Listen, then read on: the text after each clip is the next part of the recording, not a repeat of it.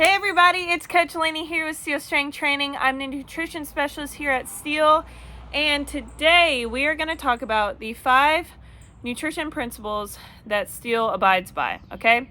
So, I just did a blog on this, wrote a lot of information about this, so we're going to kind of do a summary version of that and talk through some of the points. So, the first one is number 1, eating mostly real food, okay? What does that mean? Kind of confusing. Let's talk about it. So eating mostly real foods, that basically means eating God-made foods. What does that mean? So we're avoiding genetically modified organisms. We are avoiding ingredient lists that are super long and super processed. Okay, so that basically means shopping on the outside aisles of the grocery store. So what I mean by that, when you walk in any grocery store, you're going to see the middle aisles and you're going to see the outer aisles. If you notice, most grocery stores are going to be the outer aisles are going to be like the dairy, the meat, the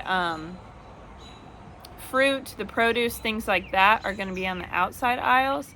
And then on the inside aisles, there are some necessities obviously in there, like rice and beans and some other healthy foods, but a lot of the processed stuff is actually in the inside aisles of the grocery store. Those are going to be the ingredients that have super long lists, things like goldfish and trying to think of some other examples. Ice cream. I'm not against these things as a whole, but they shouldn't be the majority of our diet, and we want to know what's in our food. So if we eat mostly real food diets, which I talk about, we actually will most likely lose weight because a lot of processed, long ingredient foods are going to have hidden calories. Calories that aren't benefiting our bodies, not giving us many nutrients, and they are going to increase your risk for chronic diseases like blood pressure, high blood pressure, cholesterol, cancers, and diabetes. Okay, so if you don't believe me, I can send more links about that. So that's our number 1. Number 2, eat the right amount of food for your goals, which basically means eat the right amount of calories for your goals. Okay, so on our calls, we're going to talk about calculating your calories. Okay, this is based off of age, male or female, weight, height, and I believe that's all the 4 things. And then I will calculate that for you, which is basically going to be your calories based off of those things. Okay, the other thing too is exercise. How much you exercise is going to burn more calories per week, and it's going to change the number of calories that you need to eat to lose weight, maintain weight, or whatever the goal is, or gain weight as well. Okay, so this is probably single-handedly going to be the most important thing that's going to affect your results. A lot of people come to us for weight loss, and so this is a major factor in that is, okay, are you going to burn more calories than what you're eating? And that's going to lead to fat loss. So that's number 1 most important thing that we talk about that's going to meet most people's goals at Steel. Not all, but a lot of them. So we always want to be either tracking or paying attention to how many calories we're eating a day.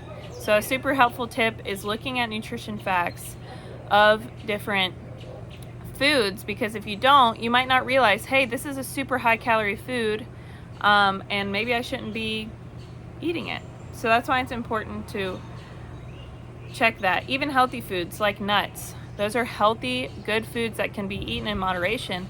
But if you're trying to lose weight and you only have 50 calories left for the day that you can eat, nuts are like 200 calories just for 1/4 cup. So that's probably not the best choice of food for the calories that you need to eat per day to meet your goals. Number 3, eat the right amount of protein for your goals. So this is super important for fat loss and muscle growth. So what I like to say to clients, are you paying a lot of money to get stronger? The answer is most of the time, yes. We all want to get stronger, and that's what we're here at Steel for, to improve our health, get stronger, and age gracefully. Okay, so we need protein. We are basically not going to use our full money's potential if we're not getting the protein in our diet. Okay, so weight training, strength training does a lot of the work, but if you want it to work the best, we need protein. General recommendation, 0.7 times your body weight is how much protein you should have. So for example, and this is kind of give or take, it depends on the person. I give the recommendation based off the person's diet already. If I tell you, hey, this person is 300 pounds, you need to get, let me do the math on that, 210 protein grams tomorrow, and they're getting about 50 right now, probably not super realistic. So we'll get into more about realistic plans. So let's say someone is 130 pounds, times that by 0.7. They need, okay, so why this matters is because protein is going to increase your body's ability to grow muscle. It's going to increase your body's ability to recover from workouts, to build muscle, etc. It's also going to improve your metabolism, and that's going to help with fat loss. Okay, number 4, avoid foods that make you feel bad. All right, this one's pretty self-explanatory, but it's something to note because we love to talk about, oh, this is a superfood, oh, this is blah, blah, blah.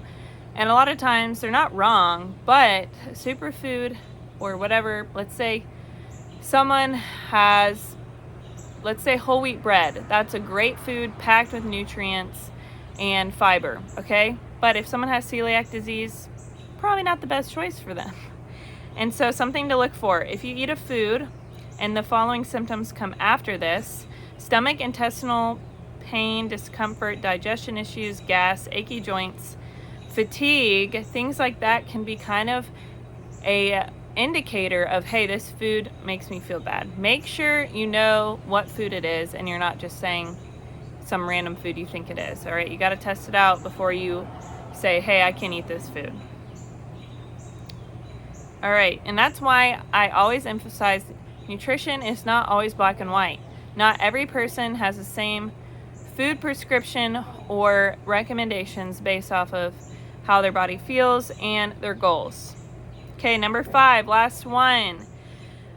Make your nutrition plan enjoyable. All right, this is my favorite one. Why? Because it's going to make or break if you follow your diet.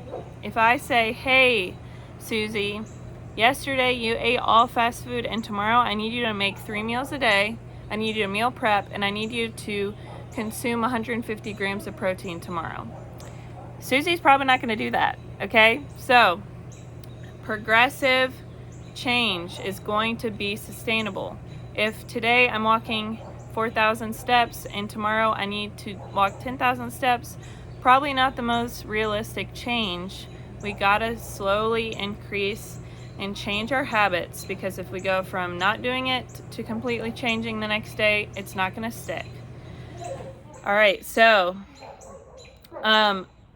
people tend to never stick to a plan because it's not enjoyable. So I need you to find those foods that you're not willing to give up, and we need to scale it. And that's what we're going to talk about in our calls. For example, if someone really likes alcohol and they consume a lot of alcohol, I'm not going to say, hey, you need to be not drinking any alcohol for the rest of your life tomorrow. All right, the goal is to slowly decrease until it's sustainable and it's in moderation for whatever their goals are. So find those foods that you are like, okay, it's not realistic for me to give them up.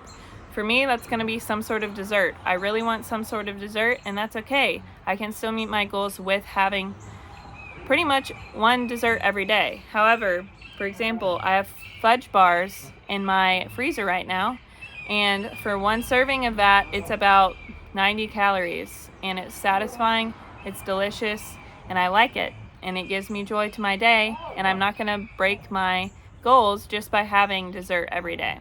So that's what we talk about in our calls. Figure out, hey, what do you really value, what is really helpful for you, and let's try to incorporate that and still meet your goals in your diet. All right, those are the 5 principles that Steele follows and the things that we talk about on the calls. I hope this was helpful. I hope it was enjoyable. And I hope that you can follow these 5 nutrition principles in your diet and lifestyle.